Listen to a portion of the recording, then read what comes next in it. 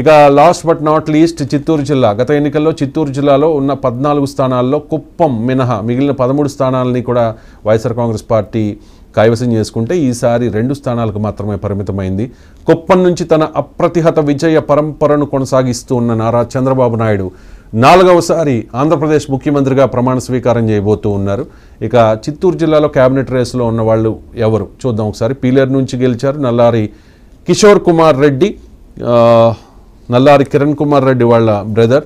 నల్లారి కిరణ్ కుమార్ రెడ్డి రాజంపేట నుంచి ఎంపీగా పోటీ చేసి భారతీయ జనతా పార్టీ తరఫున మిథున్ రెడ్డి చేతిలో ఓడిపోయారు. కాబట్టి కిషోర్ కుమార్ రెడ్డికి అవకాశం ఉండవచ్చు. అలాగే తిరుపతి నుంచి గెలిచిన ఆర్ఎన్ శ్రీనివాసులు కూడా క్యాబినెట్ రేసులో ఉన్నారు.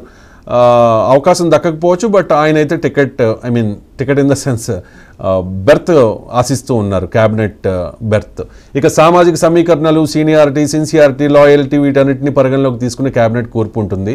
యువతకు, మహిళలకు ఈసారి ప్రాధాన్యం ఉండొచ్చు. తొలిసారిగా ఎన్నికైన కొందరికి అవకాశం ఉంటుంది. అన్ని జిల్లాలకు అంటే అన్ని ఉమ్మడి జిల్లాలకు సముచిత స్థానం ఉండేలా క్యాబినెట్ కూర్పు ఉండబోతోంది. ఒకసారి మొత్తం చంద్రబాబు నాయుడుతో పాటు మరో 24 మందికి అవకాశం ఉంటుంది.